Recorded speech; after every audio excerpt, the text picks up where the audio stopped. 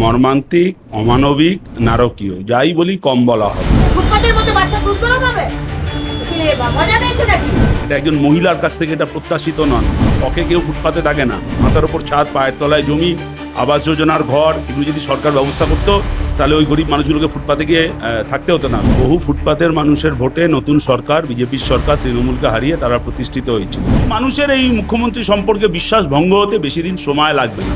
গুজরাটে দেখেছি আমরা, প্রধানমন্ত্রী গেলে সাদা কাপড় দিয়ে ঢেকে দেওয়া হয়, আর এখানে রাজ্যের পুরমন্ত্রী দিয়ে তো সরাসরি উচ্ছেদ করে দেওয়ার কথা বলছেন। এখন ভোট শেষ, ক্ষমতায় এসছি, দুরাত্মার ছলের অভাব হয় না, মানুষ প্রতারণার শিকার। এক পাতার ফর্মটা এখন 12 পাতার ফর্ম হয়ে গেছে। আসলে রাজা আসে, রাজা যায়, জামা কাপড়ের রং বদলায়, কিন্তু দিন বদলা নেয়। যে মানুষ 2 বছর আগে বিজেপিকে হারাতে তৃণমূলকে ঝেঁটিয়ে বিদায় দিল, 20টা বেইমান তৃণমূলের এমপি এখন বিজেপির ঘরে চলে গেল। সবাই এখন প্রথমে সকালে ডিম থেরাপি হচ্ছে, তারপর বাড়ি গিয়ে স্নান করছে, তারপর ভালো তৃণমূল হয়ে যাচ্ছে, বিজেপির ওয়াশিং মেশিনে ঢুকে যাচ্ছে। এর আগে তৃণমূলের সাজানো বিরোধী ছিল বিজেপি, আর এখন বিজেপির সাজানো বিরোধী হলো 80টা তৃণমূলের বিধায়ক। কিন্তু মানুষ 100 দিনে বুঝেছেন সব কটা প্রতিশ্রুতি ভাঙা হচ্ছে। ভোট বড় বালাই, ভোটের আগে অনেক কিছু অভিনয় করতে হয়, তখন মেকআপ রাখতে হয়, আর ভোটের পর আসল মেকআপটা খুলে পড়ে যায়। এখন সেটাই হচ্ছে।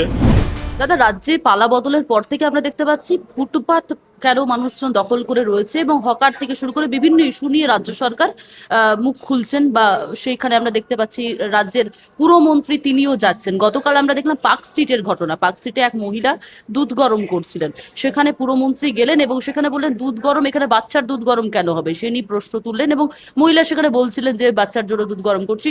এই যে এই বিষয়, এই কথা বলার পর থেকে একাধিক মন্তব্য সামাজিক মাধ্যমে ঘুরে বেড়াচ্ছে। এই বিষয়টিকে কিভাবে দেখছেন? এখন মর্মান্তিক, অমানবিক, নারকীয়, যাই বলি কম বলা হবে। এই বহু ফুটপাতের মানুষের ভোটে নতুন সরকার, বিজেপির সরকার তৃণমূলকে হারিয়ে তারা প্রতিষ্ঠিত হয়েছিল।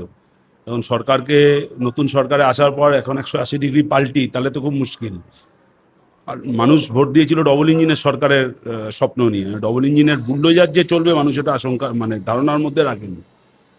পার্ক স্ট্রিট, সেখানে ফুটপাতের ওপর আরও অনেক বেআইনি দোকান আছে। পার্ক স্ট্রিট খুঁজলে দেখা যাবে যে অনেকেই তার বড় বড় দোকান, মাল্টিপ্লেক্স, বড় বড় শপিং মল বা বড় বড় দোকানের মালিক যারা, তারা তাদের নিজস্ব বেআইনিভাবে জায়গা বাড়িয়ে ফুটপাত দখল করে দিয়েছে। তাদের ওপর কোনো বুলডোজার চলেনি, বা তাদেরকে কোনো হুঁশিয়ারি হুমকি নেই। একেবারে গরিব ফুটপাতবাসী সাধারণ মানুষ, তারাই হলো টার্গেট। এবং কত অমানবিক যে একজন মা তার সন্তানের জন্য দুধ গরম করছে, বলছে যে এসব দুধ গরম করার ঠরার জায়গা নেই, বাচ্চা খেলো কি খেলো না সেটা দেখবার কোনো প্রয়োজন নেই। এটা একজন মহিলার কাছ থেকে এটা প্রত্যাশিত নন। যিনি গেছেন, যিনি এই কথা বলেছেন, রাজ্যের পুরমন্ত্রী, তিনিও একজন মহিলা, আর একজন মা, সে তার বাচ্চার জন্য দুধ গরম করছিল। কত অমানবিক দৃষ্টিভঙ্গি হলে এই দিকে যাওয়া যায়। এবং আবারও বলছি যে টার্গেট, সব টার্গেট কিন্তু ওই গরিব ফুটপাতবাসী মহিলা। অথচ পার্ক স্ট্রিটে যে ফুটপাত দখল করে বড় বড় দোকানদাররা তারা দখল করে বসে রয়েছে, সেগুলোকে কোনোটা ভাঙার কোনো ব্যাপার হয়নি। এর থেকে বোঝা যায় সরকারের দৃষ্টিভঙ্গি। তবে এটা নতুন কিছু নয়, পশ্চিমবঙ্গে এখন নতুন চালু হয়েছে। গুজরাটে আমরা এটা আগে দেখেছি, যখন রাজ্যের দেশের প্রধানমন্ত্রী গুজরাটে কোনো রাস্তা দিয়ে যেত, সেখানে বস্তি এলাকায় ওই সাদা কাপড় দিয়ে সেই বস্তিকে আড়াল করার চেষ্টা হতো। এইভাবে মানুষের অসহায়তা, মানুষ বাধ্য হয়ে ফুটপাতে থাকে। মাথার ওপর ছাদ, পায়ের তলায় জমি, আবাস যোজনার ঘর, এগুলো যদি সরকার ব্যবস্থা করতো তাহলে ওই গরিব মানুষগুলোকে ফুটপাতে গিয়ে থাকতে হতো না। শখে কেউ ফুটপাতে থাকে না, কিন্তু এই গরিবী আনা, এই বস্তিবাসী মানুষের অসহায়তা, একে গুজরাটে দেখেছি আমরা, প্রধানমন্ত্রী গেলে সাদা কাপড় দিয়ে ঢেকে দেওয়া হয়, আর এখানে রাজ্যের পুরমন্ত্রী তিনি তো সরাসরি উচ্ছেদ করে দেওয়ার কথা বলছেন। এটা সরকারের এটা দৃষ্টিভঙ্গি হওয়া উচিত নয়। আবারও বলছি, এরকম বহু মানুষের ভোটে এই সরকার প্রতিষ্ঠিত হয়েছে, সেই মানুষগুলো সবচেয়ে বেশি প্রতারণার শিকার হচ্ছে এই সরকারের হাতে। সামাজিক মাধ্যমে একটা বিষয় খুব লেখালেখি চলছে এই মুহূর্তে, যে যখন ভোটের প্রচার হয় তখন আমরা দেখি ওই ফুটপাতের বা প্রত্যন্ত গ্রামের বাচ্চা, গরিব মহিলাদের সঙ্গে ফটো সেশন, সেই বাচ্চাটিকে কোলে নেয় জনপ্রতিনিধিরা। এখন সেই বাচ্চার দুধ গরম কেন হবে তা নিয়ে প্রশ্ন উঠছে। ভোট বড় বালাই, ভোটের আগে অনেক কিছু অভিনয় করতে হয়, আর ভোটের পর তখন মেকআপ রাখতে হয়, আর ভোটের পর আসল মেকআপটা খুলে পড়ে যায়। এখন সেটাই হচ্ছে। ভোটের আগে তৃণমূল সরকারেরও সময় আমরা দেখেছি, যখন বামফ্রন্টকে সরিয়ে লাল হাটাও, বাংলা বাঁচাও স্লোগান দিয়ে তৃণমূল কংগ্রেসকে সবাই মিলে আনার চেষ্টা করছে, এবং বিজেপি মদত দিচ্ছে। তখন এই রাজ্যের মুখ্যমন্ত্রী মমতা ব্যানার্জি, তৎকালীন মুখ্যমন্ত্রী মমতা ব্যানার্জিকে, কত গরিব দরদি, গরিবের মসিয়া, সাধারণ মানুষের একেবারে পাশের মানুষ, একবার আমাদের পাশের বাড়ির একজন মহিলা এইভাবে উপস্থিত করা হয়েছিল। তারপর যেই ক্ষমতা এলো তখন আসল চেহারাটা বেরিয়ে এলো। আসলে রাজা আসে, রাজা যায়, জামা কাপড়ের রং বদলায়, কিন্তু দিন বদলা নেয়। শাসক যখন বিরোধী থাকে তখন এক চেহারা, আর শাসক যেই ক্ষমতায় পায় সে রাজ্যের মুখ্যমন্ত্রী থেকে এর আগের বিরোধী দলের নেতা, সব ট্র্যাডিশন, সব ট্রেন্ড সমান হয়ে রয়েছে। এই কথাটা আপনি ভালো বললেন যে যখন ভোটে আসে তখন এই বাচ্চাদের পারলে জোর করে মুখের মধ্যে এদের শিশু খাদ্য গুজে দিচ্ছে। আর ভোট পেরিয়ে গেছে, ক্ষমতায় এসে গেছি, এখন আমি শাসক, তাই একটা বাচ্চার মা তার জন্য দুধ গরম করছে, সেই দুধ ফেলে দিত, তার পিছপা হচ্ছে না বা হেজিটেট হচ্ছে না।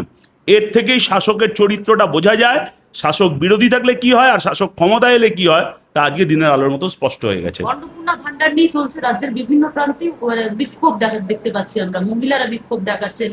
আবার অপর প্রান্তে এও ন্যারেটিভ চলছে যে অন্নপূর্ণার জন্য বা ভাতার জন্য কেন মহিলারা ডিপেন্ডেন্ট হবে। সেটা তো রাজ্য সরকারের আগে বলা উচিত ছিল। দুরাত্মার ছলের অভাব হয় না। ওই যে বললাম, ভোটের আগে এক চেহারা, ভোটের পর আরেক চেহারা। শাসক বিরোধী থাকলে একরকম, শাসন ক্ষমতা এলে তার চেহারা সম্পূর্ণ বদলে যায়। সবাইকে বলা হয়েছিল লক্ষ্মীর ভাণ্ডার পেলে যারা পান তারা সবাই পাবেন অন্নপূর্ণা ভাণ্ডার। আমরা তখন বলেছিলাম লক্ষ্মীর ভাণ্ডারে তৃণমূলের জমানায় অনেক 2 নম্বরই ছিল, অনেক দুর্নীতি ছিল। বা তৃণমূল যে কায়দায় বলতো যে আমাদের ভোট দিলে তবে লক্ষ্মীর ভাণ্ডার পাবেন, শেখ শাহজাহানরা রাত 12টার সময় পিঠে বানাতে রাখতো কেন, লক্ষ্মীর ভাণ্ডার পেতে হলে। তখন আমরা দাবি করেছিলাম যে এই পয়সা জনগণের পয়সা, হ্যাঁ আমারা আপকা নেই কিসি কা বাপ কা, এই টাকা জনগণকে দিতে হবে। তখন বিজেপি সরকার তাদের সংকল্পপত্র সেখানে প্রতিশ্রুতি দিল লক্ষ্মীর ভাণ্ডার যারা পান তারা সবাই পাবেন।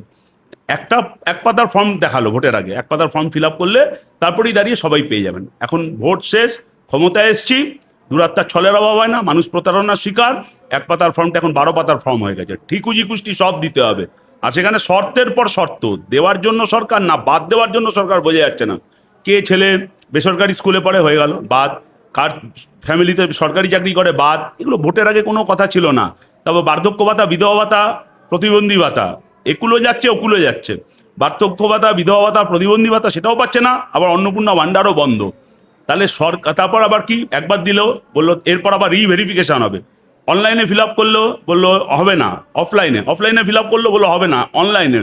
তারপর ওই জনকল্যাণ শিবির রাত 12টা 12:30 থেকে লোকে লাইন দিয়েছে, একবার এই শিবির একবার ওই শিবির, দৌড় করানো। মানুষকে দিতে চায় না, মানুষকে বাদ দিতে যায়। সরকার স্পষ্ট বলুক। এখনো পর্যন্ত প্রায় 50% মহিলার নাম বাদ দিয়ে রয়েছে। সরকার এই অ্যাসেসমেন্ট বা কারা পাওয়ার যোগ্য কারা পাওয়ার যোগ্য নয় এই তালিকা তৈরি করে তারপর অ্যানাউন্সমেন্টটা করতে পারতো। কিন্তু ভোট বড় বালাই, আমি যেটা বলেছি, ভোটের আগের অন্নপূর্ণা ভাণ্ডারের টোপ দেওয়া দরকার ছিল, সেই টোপ দিয়েছে। এখন ভোটে জিতে গেছি, ক্ষমতায় এসে গেছি, আর মানুষের প্রতি দায়িত্ব নেই, দায়বদ্ধতা নেই। এখন তাই নাম বাতিলের তালিকা হচ্ছে।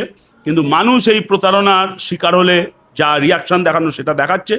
100 দিনের সরকার এত জনপ্রিয়তাহীন হয়েছে, 100 দিনের সরকারের সম্পর্কে মানুষের এত তাড়াতাড়ি ক্ষোভ তৈরি হয়েছে, 100 দিনের সরকারের বিরুদ্ধে মহিলারা রাস্তায় নেমে অবরোধ করছে, এ সাম্প্রতিক অতীতে কোনোদিন দেখা যাচ্ছে না, দেখা যায়নি।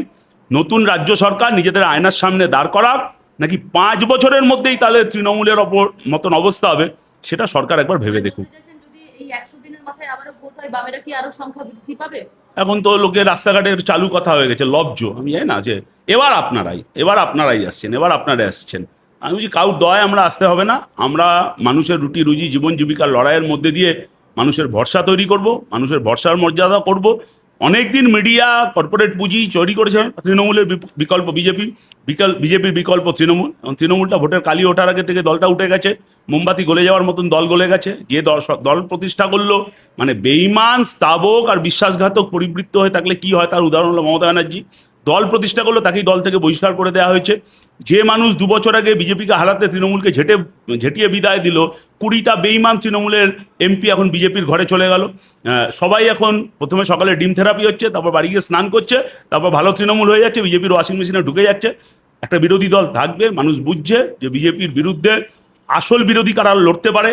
এর আগে তৃণমূলের সাজানো বিরোধী ছিল বিজেপি, আর এখন বিজেপির সাজানো বিরোধী হলো 80টা তৃণমূলের বিধায়ক।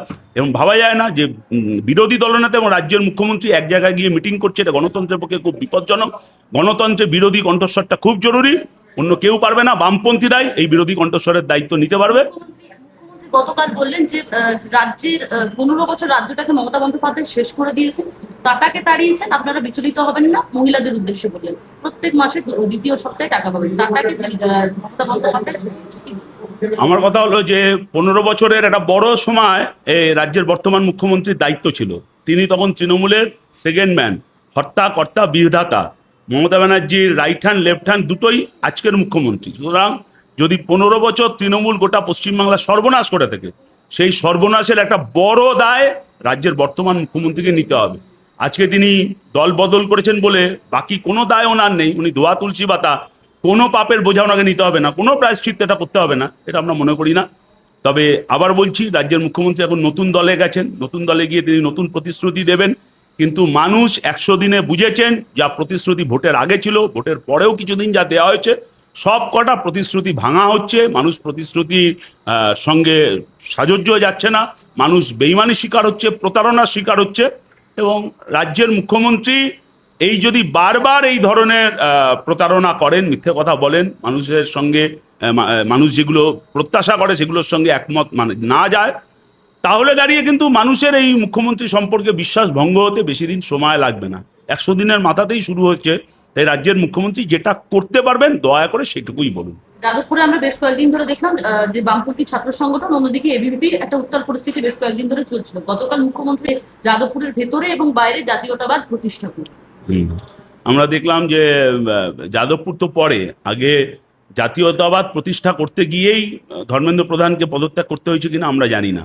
অন্তত আমাদের দেশের তরুণ প্রজন্ম একটা জাতীয়তাবাদ প্রতিষ্ঠা করেছে ধর্মেন্দ্র প্রধানের পদত্যাগের মধ্যে দিয়ে। এটাই জাতীয়তাবাদ আমরা মনে করি। দেশের মানুষ, দেশের তরুণ প্রজন্ম, তাদের ভবিষ্যৎ, দেশের সরকার, এই নিয়েই জাতীয়তাবাদ। যেখানে নিট পরীক্ষায় দুর্নীতি হচ্ছে, এর বিরুদ্ধে লড়াইটাও জাতীয়তাবাদ। সুতরাং সেই লড়াইটা জাতীয়তাবাদী যারা ছাত্র তারা করেছেন, দেশের মানুষ, দেশের সরকার তারা করেছেন। যাদবপুর বিশ্ববিদ্যালয়ের ছেলেমেয়েরাও তার মধ্যে ছিল। যাদবপুর বিশ্ববিদ্যালয়ের ছেলেমেয়েদের নতুন করে আর জাতীয়তাবাদের পাঠ দিতে হবে না, বরঞ্চ ধর্মেন্দ্র প্রধানকে জাতীয়তাবাদের পাঠ দিক, যে যারা দেশের ছেলেমেয়েদের ভবিষ্যৎ নিয়ে চিনিমিনি খেলছে। নেটের পরীক্ষা বাতিল হয়ে যাচ্ছে, প্রশ্নপত্র লিক হচ্ছে, কর্পোরেট শিক্ষা ব্যবসায়ীরা তারা লাভ করছে। এটা হলো জাতীয়তাবাদের বিরুদ্ধে। তৃণমূল জামানায় টালিগঞ্জে একটা খবর দেখছিলাম কিছুক্ষণ আগে, যে বেআইনি ভাবে ওয়াকফ সম্পত্তি দখল করে পার্টি অফিস করা হচ্ছে, তা ভাঙচুর করা, ভাঙার যে বেআইনি নির্মাণ সে ভাঙার বিষয় বলছে, ও তা নিয়ে কিন্তু বিক্ষোভ শুরু করেছে। তা তো বটেই, সমস্ত বেআইনি সম্পত্তি সবই তৃণমূলের জমানায়। ওয়াকফের সম্পত্তিও তৃণমূল লুট করতে ছাড়েনি। কিচ্ছু তৃণমূলের জমানায় কোনো যা সরকারি সম্পত্তি সেগুলো, নাহলে কালীঘাটে 35টা প্লট গায়ের জোরে দখল করে নিয়ে রেখেছেন। কালীঘাটের 35টা প্লট থেকে ওয়াকফ সম্পত্তি যেখানেই মানে সুযোগ পাবে সেখানেই তৃণমূল লুটতরাজ চলবে। এটাই তৃণমূলের বৈশিষ্ট্য, এটাই তৃণমূলের সংস্কৃতি। কিন্তু আমার কথা হলো, যে যারা ওয়াকফের সম্পত্তি লুট করলো বা কালীঘাটের 35টা প্লট বেআইনিভাবে দখল করে নিল, তারা কি ভালো তৃণমূলে বিজেপিতে জয়েন করলেই 7 খুন মাপ? প্রশ্নটা হলো এখানে, নাকি এরা অপরাধীরা শাস্তি পাবে? এটা আসল কথা। শেষ প্রশ্ন রাখবো আপনার কাছে, যে যন্তর মন্তরে আমরা দেখেছিলাম যে সিজেপির বা আরো যারা ছাত্রছাত্রী তাদের যে ধর্ণা দীর্ঘদিন দেখেছিলাম, তারা নিট পরীক্ষা নিয়ে করছিলেন, এবং সেক্ষেত্রে এখন দেখতে পাচ্ছেন রিজার্ভেশন হাতাও নিয়ে তারা কিন্তু বিক্ষোভ করছে। এই বিষয় নিয়ে আপনাদের কি স্ট্যান্ড?